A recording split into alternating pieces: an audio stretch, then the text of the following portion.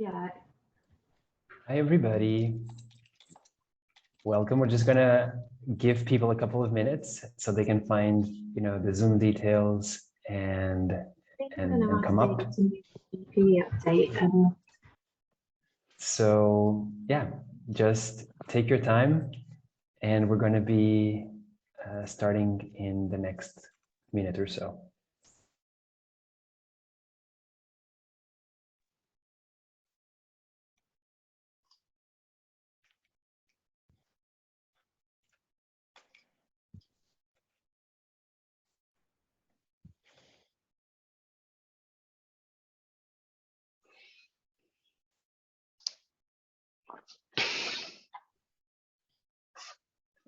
Okay, I think we should be ready to start. So everybody, be very much welcome to this workshop on an introduction to food eco-labeling systems.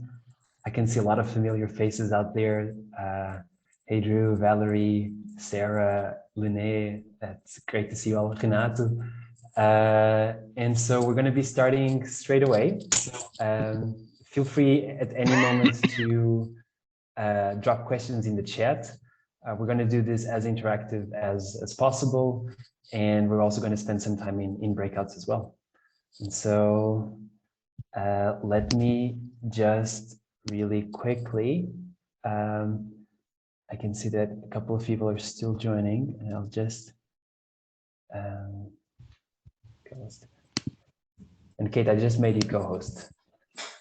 So yeah, so I'm going to share my screen. Let me know when you can see my screen so we can kick off. Okay, can everybody see my screen? Awesome. Yes. Thank you for the thumbs up, everybody.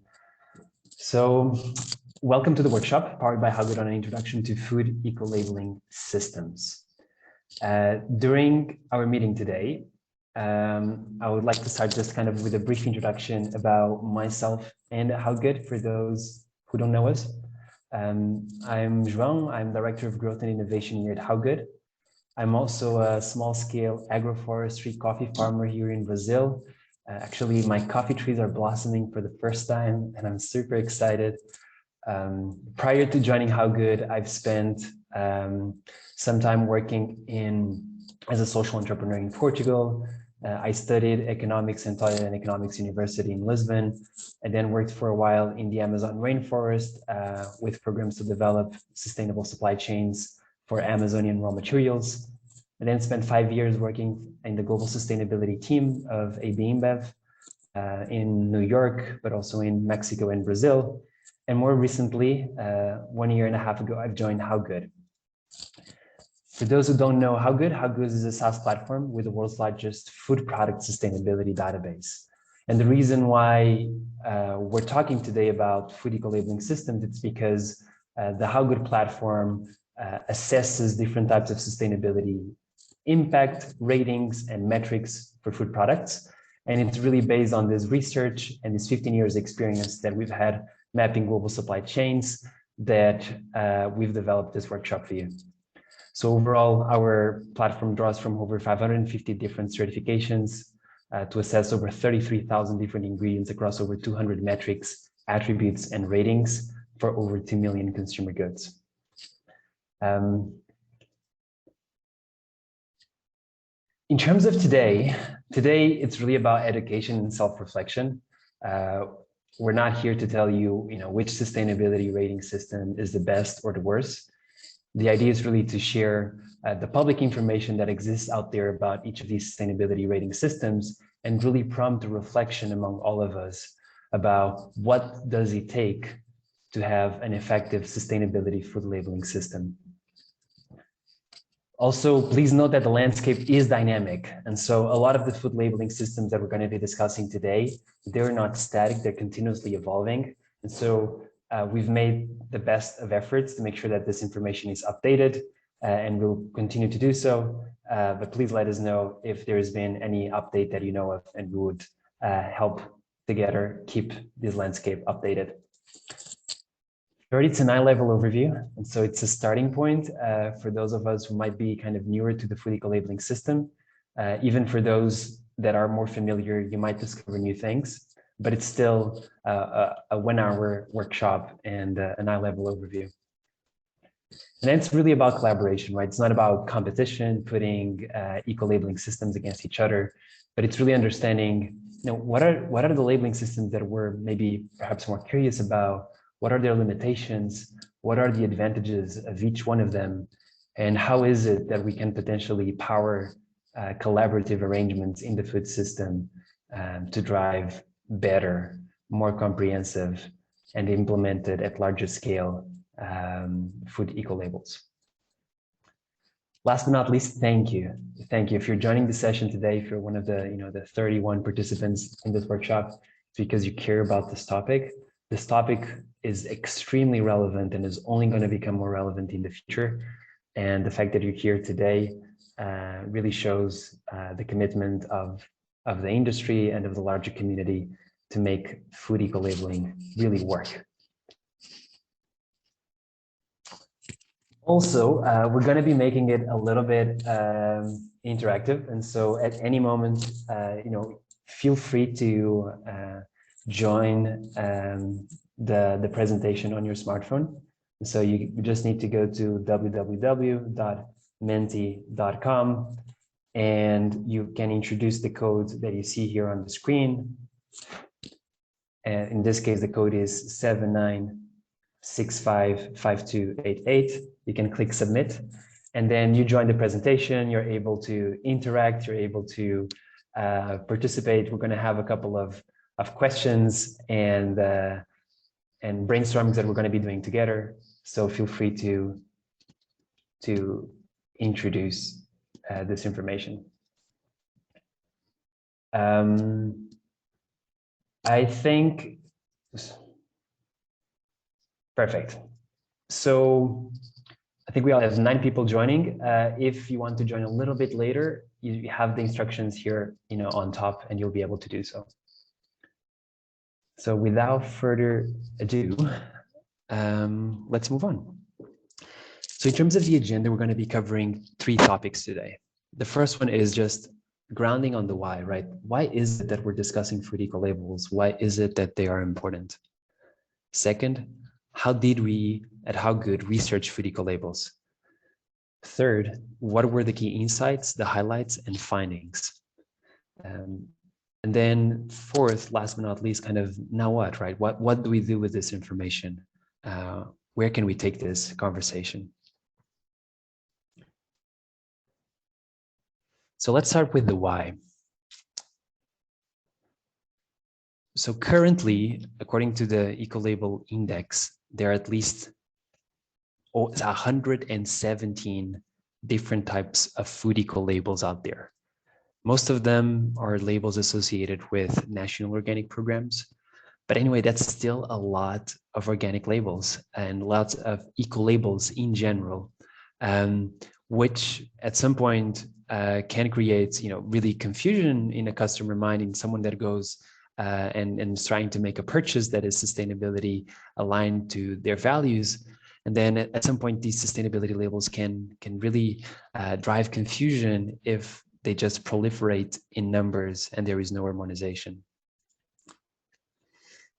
Out of these, there's at least 20 that we've mapped that are eco-labeling systems. These eco-labeling systems associate and measure sustainability impact across the spectrum. So for instance, typically the organic label is a kind of a binary label, right? You either get the organic certification or you don't.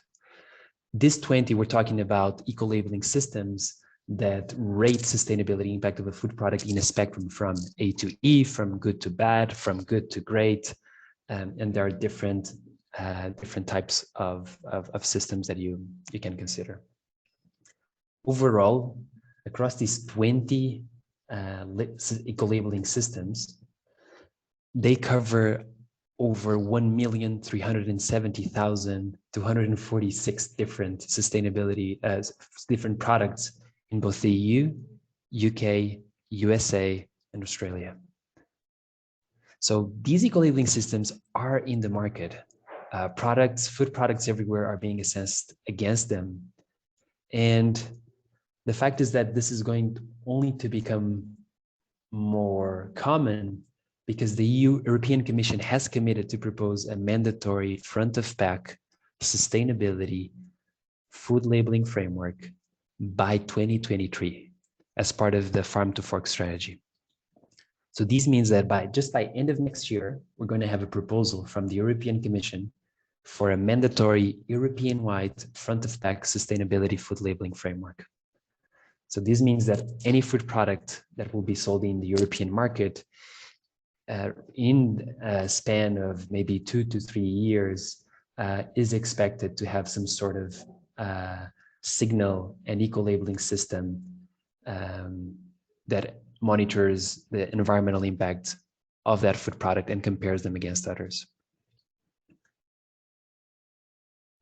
So with all of this, I think we can agree that the eco-labeling is really a trend that is here to stay. Now, how is it that we at HowGood assessed and kind of did this research?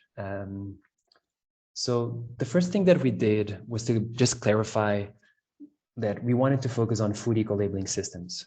So these means eco-labels that rate products in a spectrum from better to worse, and that have been intended for assessing food products. So that's kind of really the scope we were looking at. Now, in terms of methodology, we've conducted extensive desk-based research to find and map 20 different eco-labeling systems. We analyzed each of them across over 20 parameters, and we summarized key findings in a shared document. So after this workshop, you'll all get access to this document. I'm just going to click here in the document so you see what the document covers. And so you have in this document, I'm just going to zoom in a little bit. You have a description of all the eco-labels, a quick summary of what each eco-label measures, a link to an image of the label, the official link of the body that developed that label, when was the eco-label launched, in which country, who developed, what is the governing body, a summary of the methodology, and if available, a link to it. You also find a description of the data sources, of the partners that have been involved, of all the metrics that are used to assess the sustainability impact of the system. You'll also find a description of which companies and retailers are using this eco-label and some of the key advantages and limitations of each. So you'll all get this as a follow-up to the workshop. And so we're not going to be covering everything in detail today, but for those who are curious, you'll have a resource that you can go into and also share with others if that's useful. It's really a gift to all of us that are part of this community that is committed to advance eco-labeling. So with that said, I think we're all curious about the what, right? Kind of, okay, what is it that we found out? And so we thought that a potentially interesting way to talk about this is to talk about eco-labeling in a timeline. And so we're going to give you a brief overview of all these 20 eco-labeling systems across time, so we can both see kind of what are the patterns that are emerging. And so we're going to be looking both at the type of eco-label, where it was launched, also the types of sustainability metrics that have been used to assess that eco-label. But before I go into that, what questions do you have before we move on into kind of the deeper granular details about each eco-label?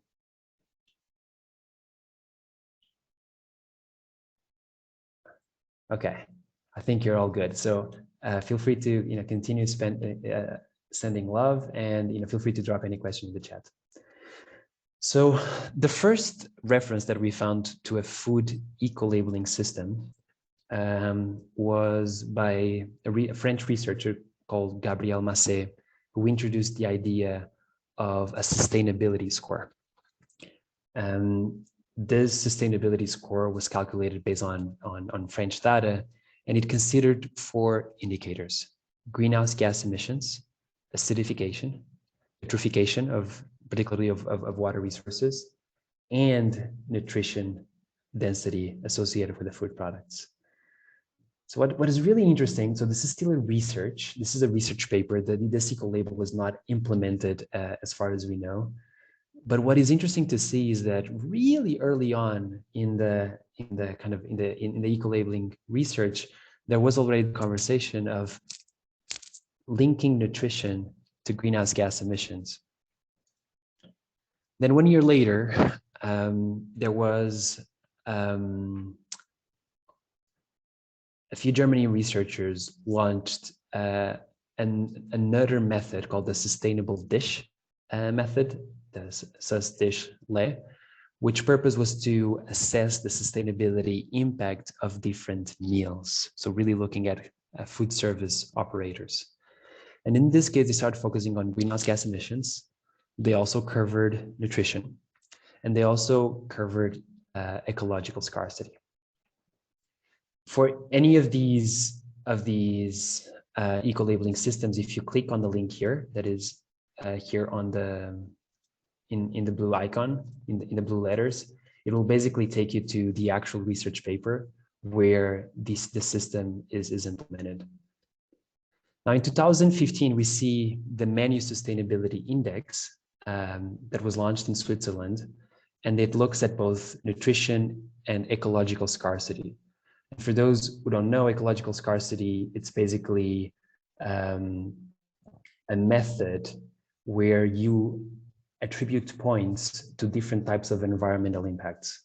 And so instead of just considering, for instance, greenhouse gas emissions, you're able to consider a broader set of environmental impact indicators, including biodiversity loss, resource use, land use, and many others.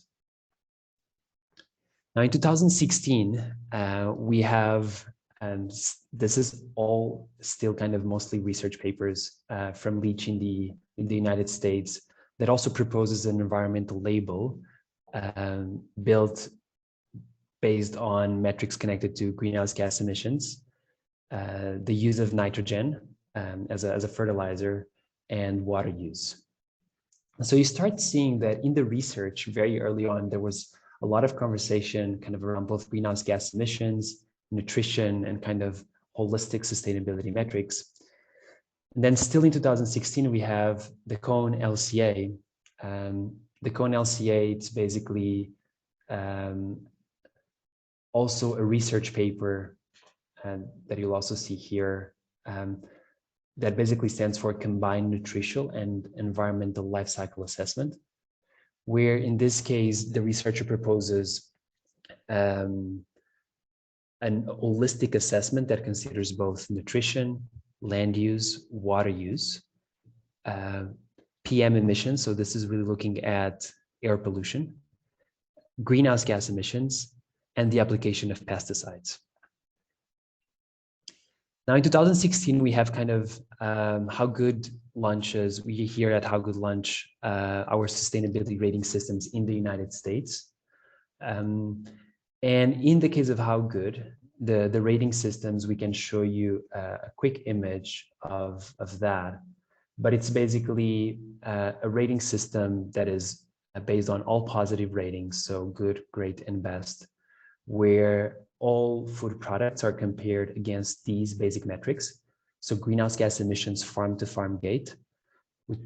The reason why there is a focus on greenhouse gas emissions farm to gate is because typically the farming stage accounts for most of the impact of food products in terms of greenhouse gas emissions.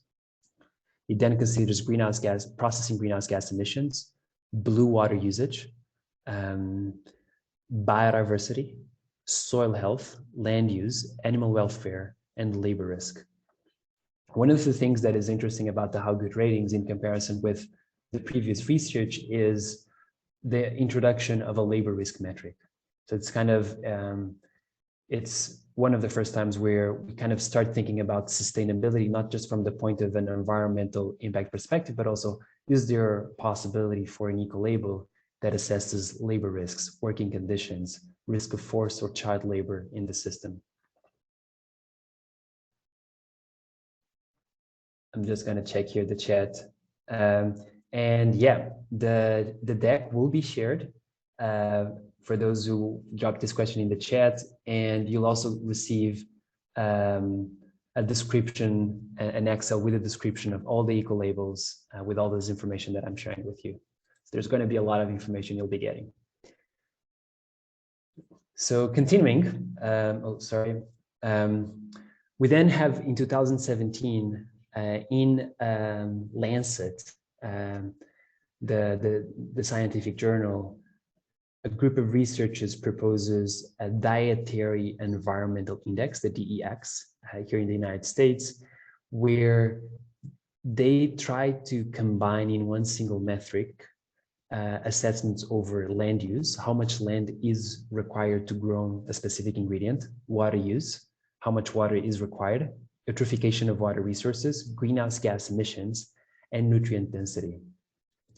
And this one is also really interesting because when you look at some of the environmental labeling systems that were proposed before, they were still kind of focused on giving a sustainability rating and a nutrition rating. And this is kind of also one of the first times that we start looking at a consolidate environmental and nutritional score that kind of brings together all in one single piece. In 2017, in France, we have La Note Globale. I'm just going to also show you an example of the La Note Globale. So it basically, it assesses any product against animal welfare, environmental impact, nutrition and human health, the origin of the ingredients and the contribution to the French economy, how traceable and transparent the ingredient is, and the level of corporate responsibility of the manufacturer. So this is La Note Globale, and it's also a very holistic labeling system launched in France that kind of tries to bring together a lot of different metrics that we also didn't see before. So in this case, we're looking at animal welfare, environment, nutrition, traceability, contribution to French economy, and business corporate social responsibility. Then in 2018, we have Footsteps in the United Kingdom. So I'll also show you an example of Footsteps real quick, if I can find it. So I'm just gonna click here on the link. And Footsteps, it's a company based out of the UK that assesses food products against a series of indicators, and they produce a carbon label that is supposed to provide information about the carbon impact of a given product. And then you can assess the impact of that product from a carbon footprint perspective against the global carbon budget. So the global carbon budget was a study that was conducted that looked at if we are to keep global warming within 1.5 degrees, what is the maximum food carbon budget that we can allow ourselves to consume, and it's 1.32 kilos of CO2 equivalent per kilo of finished product. And in the case of Footsteps, they base their assessments based on the global carbon budget. So you'll find both the measure of the carbon footprint and then a rating from A to E. And then you have also a QR code where you can basically explore more information about the food product. The limitation about Footsteps is that it doesn't incorporate other sustainability impact indicators beyond the greenhouse gas emissions. But still, for greenhouse gas emissions, it's very comprehensive because it accounts for the full life cycle of the emissions. Then in 2018 in Switzerland, we have the M-Check. This one is also very interesting because this one was actually, as far as we know, was the first one launched by a retailer, Migros, a Swiss retailer. And in the case of M-Check, they've rolled out the M-Check across 30,000 of their own brand products. 80% of their lineup is own brands. And so they introduced the M-Check across all of these products. And In their case, they track climate impact, so greenhouse gas emissions, the impact of packaging, so looking at both recyclability, biodegradability, returnability, animal welfare, and then whether the fish in the package came from responsible sources. So in this case, for Migros, just let me just show you one. I'm just going to show you one image really quick, just so you have a reference. So in this case, it's a rating system that goes from 1 to 5 stars. And this one specifically is the one for whether fish came from responsible fish sources. So they have one of these for each of those 4 indicators. We then have in 2020, the EU announces their commitment for a mandatory food sustainability labeling framework. And so the metrics of the EU food eco label haven't been disclosed yet. But what is likely to happen is that these metrics will be based on the PEF methodology. So for those who don't know about the PEF methodology, it's a methodology that was developed by the Joint Research Committee at the request of the European Commission. And the goal was to develop a set of standard life cycle assessment metrics across the entire European Union, because there are many different methods to do the full life cycle assessment of products, of food products. And so the EU, in order to ensure comparability, said, we're going to develop guidance on what are, the standards and metrics that should be used for product environmental footprinting in the EU. The guidance has been voluntary until now, but there is some likelihood that some elements of that might become mandatory in the future. So specifically, the PEF methodology, if you click here on the link, it will take you to an overview of the different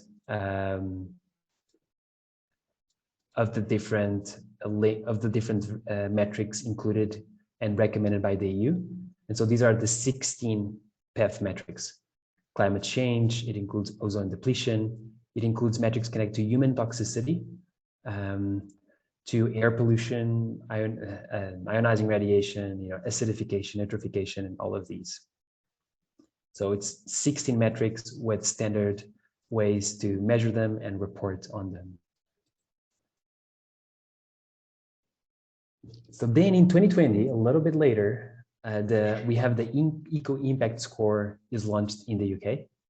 And so in the case of the Eco Impact Score, we're looking at a labeling system like this that assesses the food products from A to G, where A is the most sustainable, G is the least sustainable, across both greenhouse gas emissions, water usage, water pollution, and biodiversity. Then in 2021, the Eco Score is launched in France. The Eco Score is one of the most widely used eco-labeling systems out there. Currently, there are at least 750,000 different products rated against the Eco Score. Some of the retailers that have included it include, both Carrefour, Lidl, Colruyt Group, and in the case of the Eco Score, they're based entirely on the 16 PEF metrics recommended by the EU. And then they calculate the score based on those 16 PEF metrics for each product. They use data from Ecolabels, which is a life cycle assessment inventory database from France.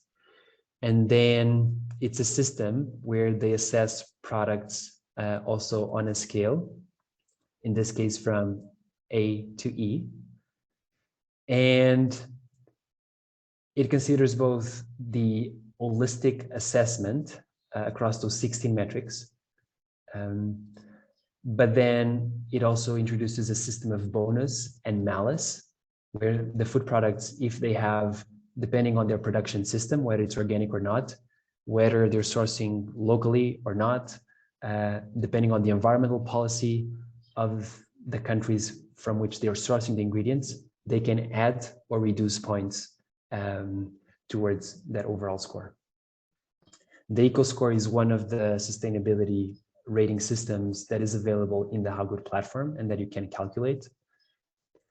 One of the limitations of the Eco Score is that it doesn't, because currently it's based on agreeabilized data, it is difficult to use exactly the same method and agreeabilized data for regions outside France. Then in 2021, we got the impact score in the UK. So the impact score is yet another labeling system. In this case, also it goes from A to B to C to D to D to F, where A is the most sustainable, F is the least sustainable. And here we look at, they look at a series of indicators, specifically looking at carbon emissions, whether the product has some sort of sustainable palm oil certification, whether it was made in the UK, whether it has organic certification, whether it is plant-based packaging, the circularity of packaging, animal welfare, the animal testing, and whether it's free of chemicals of concern. Then a little bit later in 2021, the IGD launched an eco label in the United Kingdom. This one, there's still little public information about this one. But again, the purpose is to test an eco label across a series of retailers and CPG manufacturers in the UK that would consider at least these 5 metrics: greenhouse gas emissions, water use, water quality, and land use. Then in 2021, France launched the Planet Score. The Planet Score is also an interesting one because it was created because there was a lot of pushback when the Eco Score was introduced, that it didn't fully consider certain aspects of the environmental impact of ingredients, namely the aspects connected to the human health impact of the use of synthetic pesticides and antibiotics. And they also didn't consider so much for biodiversity and animal welfare standards. And so the Eco Score was limited in a way that it didn't include these 3 specific additional considerations. And so the Planet Score was introduced as a way to basically cover for that gap. And this is how it looks like. I think we were just seeing it right now, so I'm just going to put it here again. Also, one of the things that I find interesting about the Planet Score is it gives you an overall rating, so in this case from A to E, but it also gives you a specific assessment on those metrics that we were discussing before, both on pesticides, biodiversity, and climate impact. And so for someone who's basically looking at the sustainability impact, they get a little bit more insight in terms of what's behind the rating than just an A to E type of rating. They can actually see, oh, this is a C because pesticide is really good, but biodiversity and climate is not that good. Then in 2022, we got Omni Action launched in the UK. This one is also extremely interesting because and HowGood is part of the partners consulted for the development of this labeling system.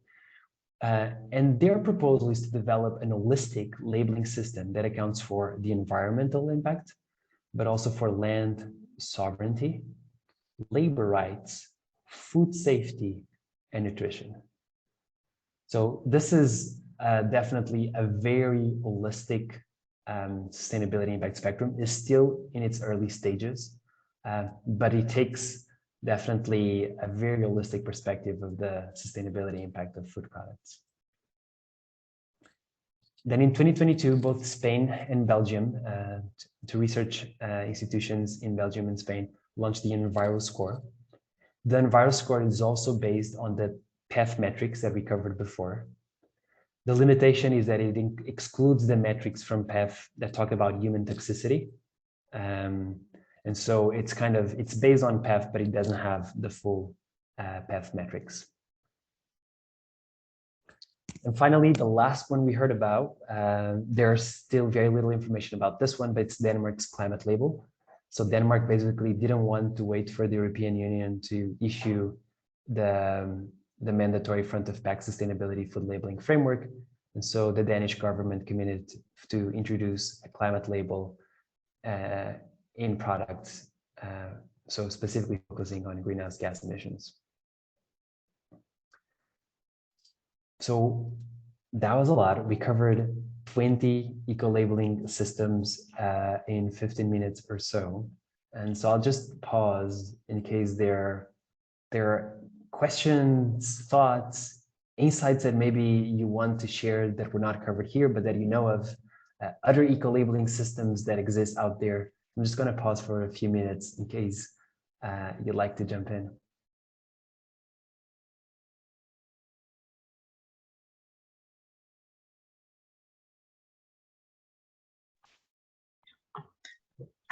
Hi, I have a question for you. Do you expect that once the European score will be on, some of the other one will kind of disappear?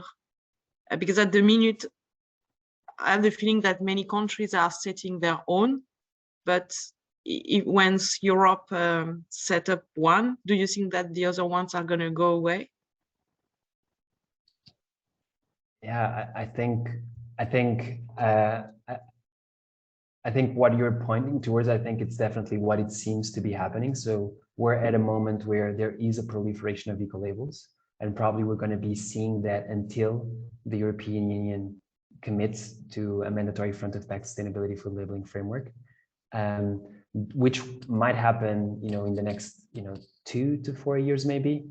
Now, once that happens, what we think it's likely to happen is that there's going to be some more harmonization around the food eco-labeling system. And actually, our approach at HowGood is that we think it is useful at this moment to have a proliferation of eco-labels. So we have different learning experiments, and we can kind of learn from what each eco-labeling system tells us, what's feasible, and also what impacts does it have in terms of shifting consumer behavior. And so that's why also our approach was to, in the HowGood platform, surface as many of these eco-labels as possible, not just the HowGood rating, so people could actually see, hey, based on different ways of measuring eco-labeling, this is how the food product would show up. And then the other thing is, we know that the European Commission is looking at these trials. And so both the Eco Score, the Planet Score, the Enviro Score are very strong frameworks because they're based on the product environmental footprinting method that came out of the EU. And so we know that the EU is looking at them. Thank you, Lene. João, I have a question. Can you go for it? First of all, nice to see you after so many years. Yes. And congratulations for all of your work. I have a question regarding here the labels. I assume that there's a cost for the producer to have those labels in their products, right? So if they want to be labeled, they need to pay to have someone checking on them, right? It's an awesome question. It depends label by label. So some of them you have to pay for them, but there's a couple of things, right? The first one is, for a lot of these labels, like the HowGood ratings, but also the Eco Score, it's the retailer typically that makes the assessment. So the brands that are assessed, they're not paying for the assessment. The retailer often is paying for the assessment, and the manufacturers suddenly, I was having this conversation with a large breakfast products producer, and they were saying that Carrefour was assessing their products against the eco score, and they had no say because Carrefour was assessing based on their public available information and ingredient lists. And so I think it depends a little bit. Some of these are open source, and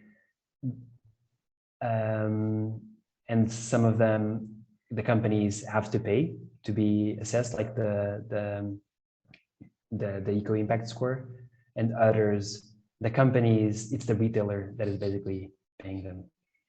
No, because I was thinking that, for example, for big companies, if they have to pay, like it's an extra cost for them, but it's going to be good for them. But for small producers, that's just from the start, maybe they're more eco-friendly and they're producing all of those products more like in pace with the nature. But for them, maybe having these costs for someone that is starting, it's going to be too much, So there's always this balance, and I was thinking if there's some help, or like if someone thinks about this, to give this support for someone that is already starting to be more open-minded to those questions, to the ambience, just to balance a little bit, because for Danone or for Carrefour, it's going to be a little bit extra of their money that they have for the year. So it was because of this that I was asking.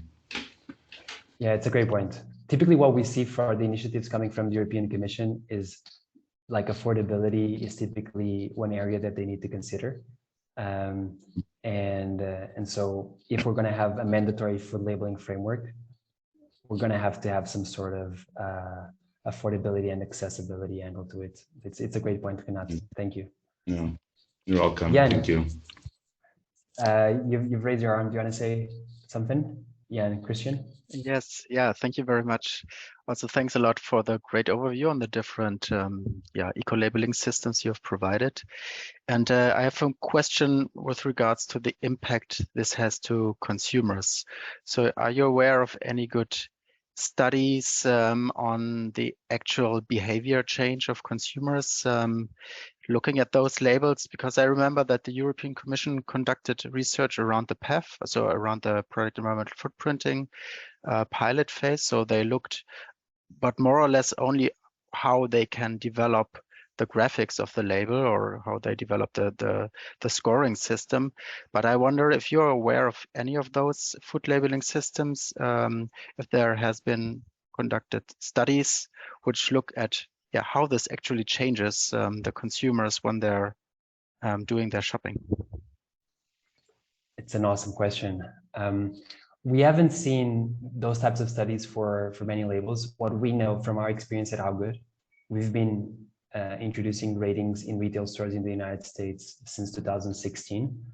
And what we've seen, so our rating system only highlights the products that have very positive sustainability impact scores. So our rating system in our case, we don't say a product is like bad. We don't like have an equivalent of E. We just say, well, this product doesn't meet the standards.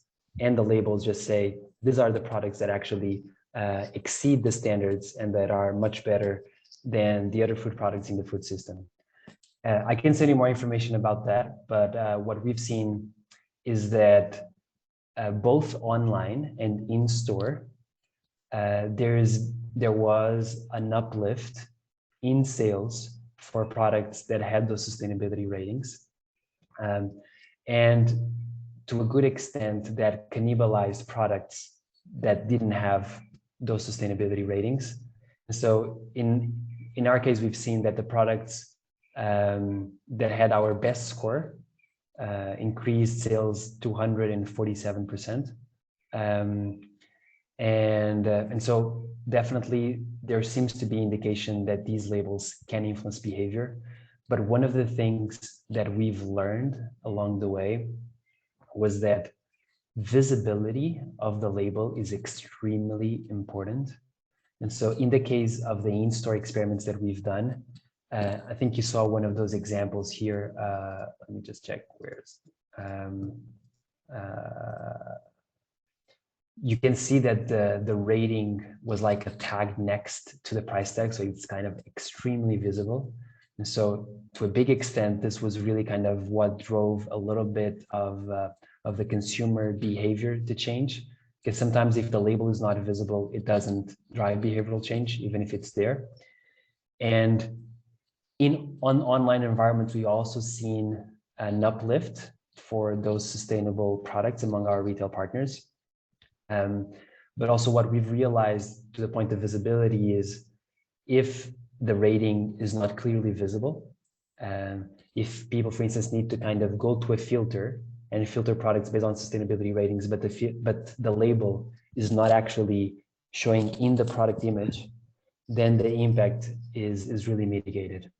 So the research seems to be from our last 6 years, and I can send you more information, seems to be that there is an uplift for those types of products.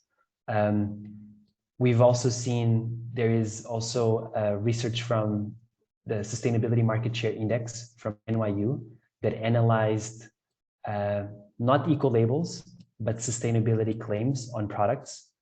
And they've basically concluded based on point of sale data that products that had sustainability claims were growing 2.7 times faster than products without those claims. And so it seems that there is definitely a potential for behavioral change there. But the implementation, the secret is really in the details of the implementation, I would say. Thank you very much. Sure. We have also a couple of questions here. We have both, so I'm just going through what percentage of the food production is covered based on these 20 food eco-labels. Well, we know, like, based on publicly available information, we have close to 1.3 million food products with this sorts of labels. I would say it's still a minority in relation to the overall the total amount of products in the food system, but it's likely to increase, Valerie, shortly. Thank you, Fatima, for your comment about OmniAction. Then Tobias asks for how is the eco score derived? And so in the Excel document that you will receive, you will gain access to basically, if you go to the eco score line, there is a link to the methodology. And so you'll click here and it will take you to the full technical brief of the eco score methodology.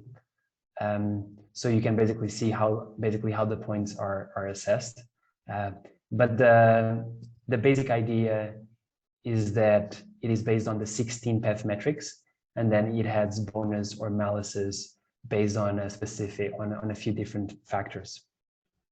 One thing to note about the eco score is the European Commission, when they suggested the 16 core LCA metrics in PEF, they also suggested specific weights to be given to each when calculating an overall score. And so you'll see here in the spreadsheet, I might just zoom in a little bit, what are the actual weights that the eco score is using. So 21% for greenhouse gas emissions, 9% for fine particle emissions, and you can move on and move up. So I hope that helped Tobias, but yeah. Thank you. Sure. Yeah. And I'm reading the comments from Drew about how these labeling systems are making things confusing for customers. Can we create a universally accepted labeling system when there is so much competition? Yeah, I think you're hitting the nail on the head, Drew. And I think definitely the proposal of the European Commission might help. But I'd love to hear your thoughts. What do you think, Drew? Do you think that the proposal from the European Commission might help harmonize things a little bit, or not?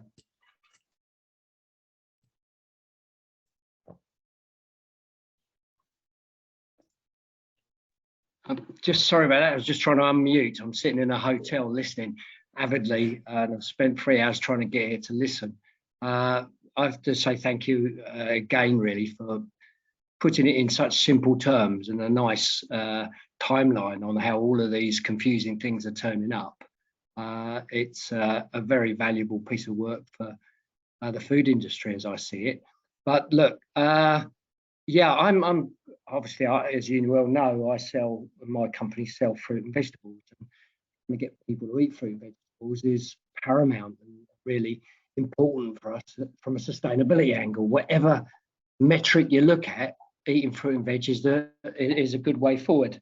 And I've been involved in certain retailers creating their own systems.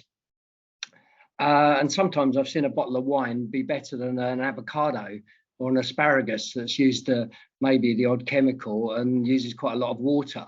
And so I am quite concerned that this confusion will lead to consumers not picking up the products we need them to pick. As always in all these sustainability areas, it's incredibly complex. Just like the first question you had today about the cost for small growers. In my world, I see small growers not being able to compete in the sustainability arena already. So look, I just thank you for taking the topic on. I desperately would like to see PEF and the EU create their system and everybody start to follow it. As you know, I'm quite close to that, and I know for a fact it's being pushed further and further down the agenda with so many other things coming on in the EU and crises of energy, etc., etc. So yeah, I'd love to see it. I am getting more skeptical as I get older by the day, but let's see. I'd love the WWF to back something like the water filter, but for eco-labeling. Thank you, Drew. Yeah, I think, look, by next year, we should be seeing a proposal from the European Commission. And I think you're touching on a really important point, because it's kind of like, what is it that we can do, like the people here on the call, to potentially maybe influence some of what that outcome and potential could be. That's really going to be kind of the final stage of the call. Before moving on, just one last question that we got from Aoif. I don't know if I'm spelling that correctly, but many of the labeling systems are based on secondary data. I would say a lot of them. How do we move towards more primary data at scale? It's not feasible to do full LCA for every product due to time and cost. Absolutely, you're absolutely right. I think one of the things that we've realized at HowGood is that there is different shades of and approaches where you can kind of maybe not just rely on secondary data, not just rely on primary data, but rely on an hybrid method that combines both, and taking conservative assumptions as you go in lack of additional primary data. But your point, I think it's a really important one, and it's something that we at HowGood are also trying to address by putting life cycle assessment data more available to more companies. Yeah, so we could kind of start moving in that direction as companies start also kind of becoming and tracking additional primary data. With that said, we have 5 minutes left. And I'd like, for those of you who are still on the menti.com, if not, you can kind of, still join. But the invite here is kind of, put a pin on the eco label that you're perhaps like more curious about, the one that you're like, like I'm curious about that one. I really want to understand a little bit more about this eco label here. And so in this case, we have kind of, we can see both kind of, HowGood Eco Score, the footsteps, Planet Score, and the Eco Impact, coming up as potential options that we're curious about. One of the things that also we would like to highlight is that when we look at these 20 eco labels, 100% consider environmental metrics, but only 35% consider health impact metrics connected to the impact of pesticides on human health. 30% consider nutrition metrics, and only 15%, so very few, only 3 out of the 20 consider social impact metrics. So there's also kind of this conversation about will an eco label just be based out of environmental metrics, or is there a role for assessment of human rights and labor risk? And how do we balance that tension between adding more metrics, making it more complicated, more data together, but actually making it also at the same time simple for consumers to understand? So with that said, we wanted to kind of end this with a reflection. And I think this is connects to also to Drew's point about, okay, like, this is, it's a little bit of a mess, kind of, the eco-labeling system. There's a lot of stuff out there, a lot of different metrics, a lot of different approaches and sticks and incentives. What do you think? And you can kind of, submit your comments directly, through your smartphone app, through menti.com. What would you say is needed to fully deliver on the potential for food eco-labeling systems?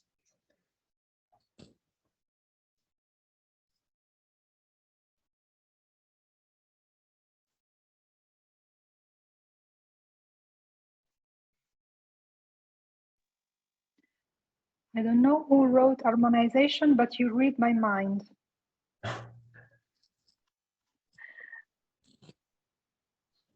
I think it read my mind too. So we have harmonization, we have reliable and robust data. It must be simple to use for customers. It must be transparent.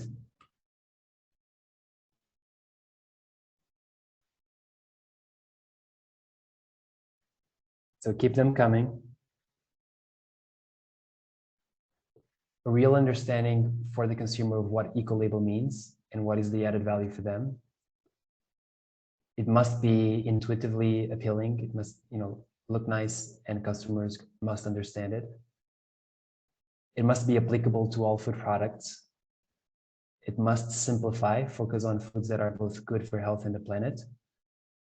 It must be universally accepted, simple, transparent, and based on real data. It must be able to change consumer behavior. Yes, we need that.